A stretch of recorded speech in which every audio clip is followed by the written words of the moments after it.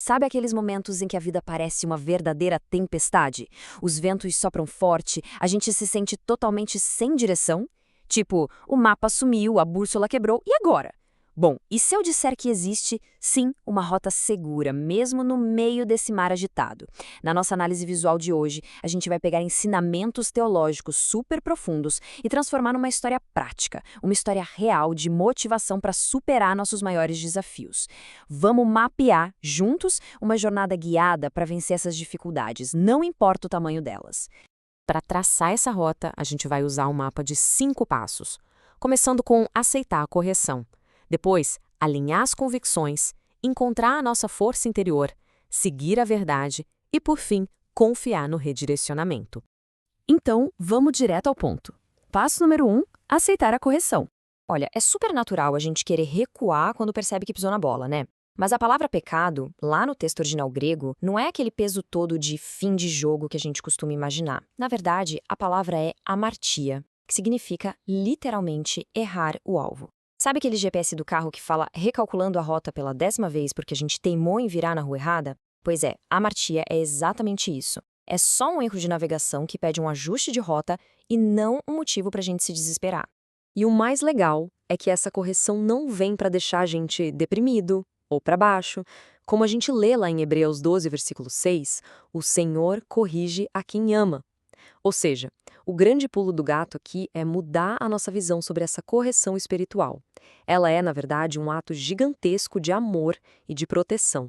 É algo desenhado sob medida para nos colocar em segurança, de volta no caminho certinho, rumo a uma vida plena. E isso nos traz a uma reflexão muito forte. O Espírito Santo não joga um holofote nas nossas falhas para nos destruir, nada disso. A luz dele ilumina os nossos erros justamente para nos libertar daquele engano. Quando os problemas tentam convencer a gente de que um erro é o começo da derrota, a verdade espiritual vem e mostra o oposto. Reconhecer a falha é literalmente o primeiro passo para uma baita história de superação e vitória. E com a correção aceita, a gente já pode avançar. Passo 2, alinhar convicções. É aqui que a chave vira dentro da nossa cabeça. Porque, vamos ser sinceros, a gente vive uma tensão constante no dia a dia. De um lado, tem o tal do espírito do mundo, aquela sabedoria humana que vira e mexe, cria divisões e tira a gente do foco. Mas do outro lado, existe a verdade divina, e é ela que clareia nossa mente, alinha nosso coração e nos coloca de volta nos trilhos, sempre com a justiça que agrada a Deus. E viver essa justiça não é só sobre ser certinho ou seguir regras, sabe? É sobre viver a cultura do céu aqui e agora. Na oração do Pai Nosso, Jesus ensinou exatamente esse alinhamento. Venha o teu reino, seja feita a tua vontade na terra como no céu. E ele vivia isso na prática, curando doenças, acolhendo quem era rejeitado. O convite para nós hoje é exatamente esse, trazer essa mesma cultura celestial para o meio dos nossos próprios desafios diários. Claro que isso pede para a gente sair um pouco da nossa zona de conforto. Refletir sobre essa sabedoria divina significa, na prática, ajustar as nossas palavras, as nossas atitudes, o nosso caráter. E o grande segredo é que a gente não precisa fazer tudo isso sozinhos, com a nossa própria força, que, convenhamos, cansa e falha bastante. O convite é para confiar numa força que vem de cima, uma ação que ajuda a gente a ajustar os pensamentos e entrar em sintonia perfeita com a vontade divina. O que nos leva perfeitamente ao nosso próximo ponto. Passo 3. Encontrar força interior.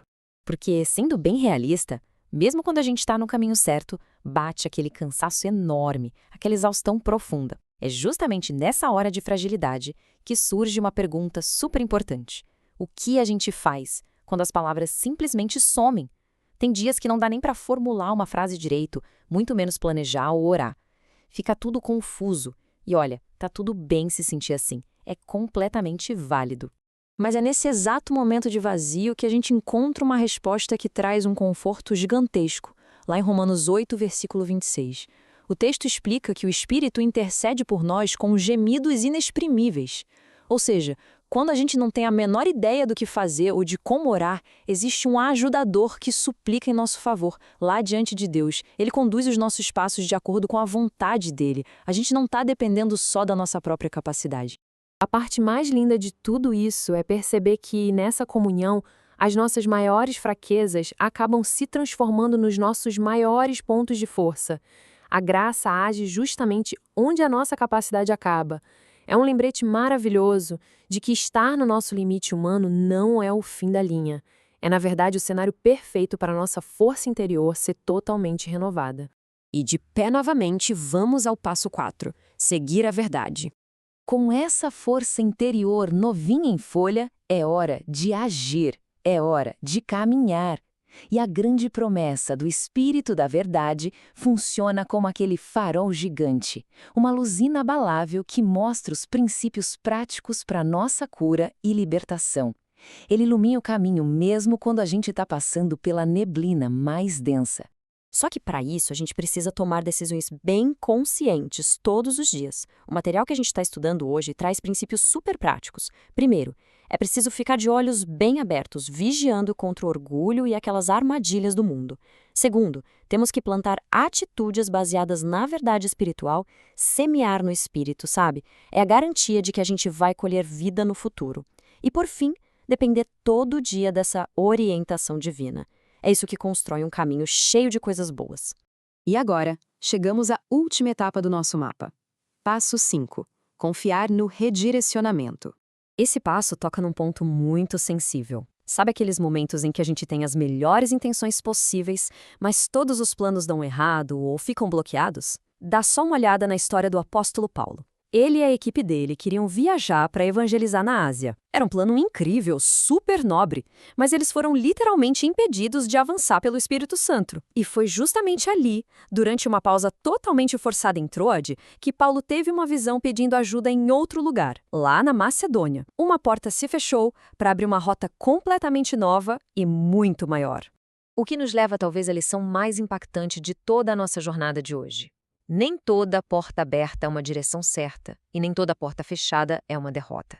Deixa eu repetir, nem toda porta fechada é uma derrota. As esperas, os momentos de silêncio e até as portas que batem na nossa cara fazem parte de um processo super produtivo. Às vezes, aquele não gigante é só preparação divina para um propósito que a gente nem imaginava. Mas para viver isso de verdade, a gente precisa desenvolver duas coisinhas: sensibilidade espiritual e obediência. Como diz lá no Salmo 46, a gente precisa aquietar o coração e saber que Ele é Deus. Só acalmando a ansiedade é que a gente consegue perceber aquelas novas rotas, aqueles horizontes que nem estavam nos nossos planos, mas que já estavam sendo preparados para nós com todo cuidado. Juntando todas as peças do nosso mapa até aqui, o quadro que se forma é de um companheirismo divino perfeito. Pensa só, o Espírito convence a gente do erro com muito amor, ele intercede quando estamos sem forças, guia as nossas escolhas e também nos redireciona, até mesmo quando isso significa fechar portas para nos proteger.